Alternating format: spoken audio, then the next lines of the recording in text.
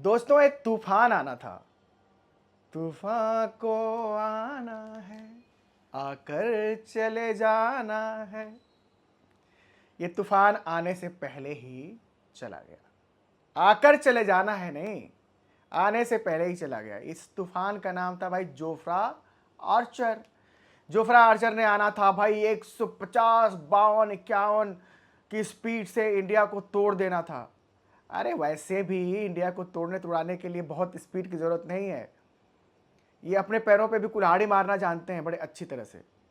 देखा ना, 41 रनों के भीतर 7 विकेट गिर जाना पहली पारी में लीड्स में, 30-31 रनों के भीतर 6 विकेट गिर जाना दूसरी पारी में।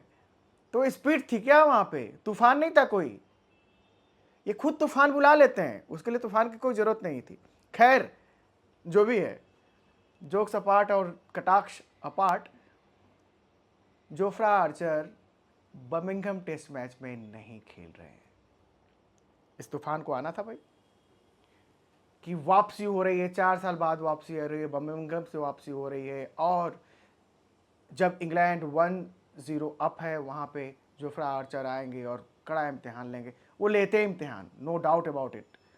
टेस्ट मैचों में लाल गेंदों से बहुत ही खतरनाक गेंदबाज है। जब 4 साल पहले खेले थे ना दोस्तों, वो रेपुटेशन तब से, बीच में 4 साल नहीं खेले हैं, लेकिन रेपुटेशन धूमिल नहीं हुई है। हालांकि हम बोलते रहे हैं कि आने दो जोफ्रा आर्चर को। सफ़ेद बॉल से हमने देखा, चैंपियंस ट्रॉफी में भी देखा, इंडिया के इंग्लैंड दौरे पे भी देखा। इंग्लैंड जब इंडिया आई थी यहाँ पे T20 और वनडेयर्स के लिए, तो इफेक्टिव नहीं थे।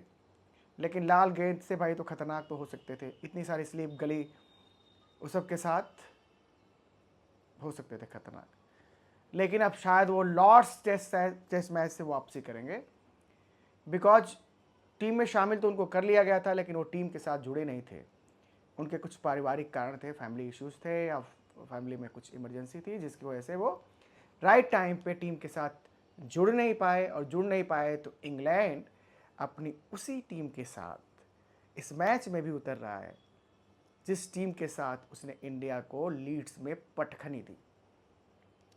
अच्छा, उनकी टीम जीत तो गई, कन्विंसिंगली जीत गई भाई, 371 का लक्ष्य पा लिया। लेकिन मैं अगर बताऊं ना दोस्तों, तो ये इंग्लैंड की बल्लेबाजी है, ये इंग्लैंड की बल्लेबाजी है, जिसको आप 400-450 भी लक्ष्य दे दोगे ना, तो फिर वो जाएंगे उसके लिए, और मोर ऑफन देन नॉट बहुत अचीव कर लेंगे। लेकिन जब उनकी 11 हम देखते हैं और जब उनके गेंदबाजों को देखते हैं, तो ना कायदे से अगर बोला जाए तो बाछें खिल जाती हैं यार। इंग्लैंड की इस गेंदबाजी में दम तो नहीं है यार। आर्चर तो चलो होने ही नहीं थे, बहुत सालों से नहीं खेल रहे थे आर्चर, लगातार फीचर नहीं कर रहे थे, माकूट तो थे। और भी उनके कई गेंदबाज, नाम अचानक जब आ रहा है ना बोलने को, तो नाम आ नहीं रहा है मेरे जहन में। चलिए खैर, तो उनके 3 प्रमुख तेज गेंदबाज इसमें खेल नहीं रहे हैं। और इनकी गेंदबाजी मतलब टंग और तंग, ये सब ठीक है गेंदबाज। लेकिन इंडिया ने इनकी इनएक्सपीरियंस गेंदबाजी और कमज़ोर गेंदबाजी का फ़ायदा उठाया, दोनों इनिंग्स में उठाया। ऑल्दो हमने कुल्हाड़ियाँ मारी अपने पैरों पे, तो उसका आप क्या ही कर सकते हो आप।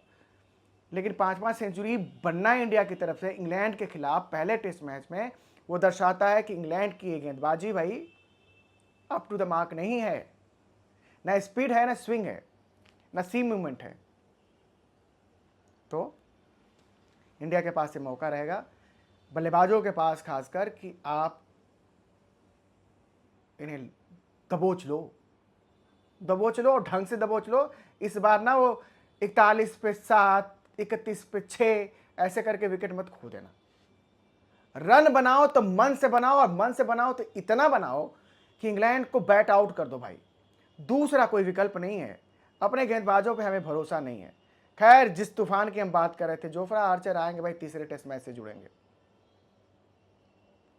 अच्छा, जोफ्रा आर्चर तीसरे टेस्ट मैच से जुड़ेंगे तो इंग्लैंड में कोई हाथ तौबा नहीं मचा है कि फिट है फिर भी नहीं खेल रहा है, देखो दूसरा टेस्ट मैच खेलना चाहिए था। यहां तो जसप्रीत बुमराह आराम का औ भी फरमाते हैं ना, तो लोग ना आटा राशन लेके चढ़ जाते हैं उनके ऊपर। मत किया करो यार, उस बंदे ने भी ना पहले ही बोल दिया था सीरीज़ के पहले कि मैं नहीं खेल पाऊंगा 5 टेस्ट मैच में, इसीलिए सेलेक्टर्स ने उनको कप्तान नहीं चुना। यार उस बंदे ने कप्तानी सेक्रीफाइस की है अपने वर्कलोड के हिसाब से। उसे 5 टेस्ट मैच खेलना ही था तो कप्तान नहीं होता वो आपकी टीम का।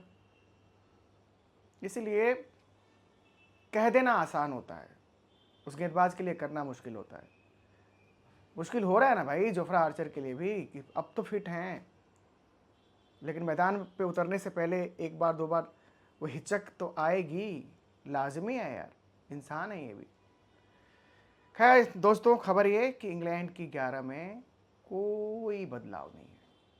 वही टीम उतरेगी जो लीड्स में उतरेगी, और अब वही टीम उतरती है जो लीड्स में उतरी थी, तो इंडिया के पास एक बार फिर बहुत बड़ा मौका होगा। अब मौके को लपकना तो आपके हाथ में है दोस्तों। मौके कितने तो आए थे, आपने सारे मौके उठा उठा के दे दिए। अगर आप दानवीर बनोगे तो कुछ नहीं हो सकता, लेकिन अगर आप चाहते हो कि कुछ कर सको तो यही मौका है। Before Jofra joins the team, दोस्तों प्लीज़ चैनल को सब्सक्राइब करते चलिए, अपना प्यार देते चलिए यार। हैं आप लोग, बहुत सारे लोग हैं। जब बाकी चैनलों पे लाखों लाख की संख्या में सब्सक्राइबर्स हैं, तो इसका मतलब है कि क्रिकेट देखने वाले बहुत सारे लोग हैं। आप जुड़िए, प्लीज़ जुड़िए, निवेदन है आपसे। Have a great day, bye bye.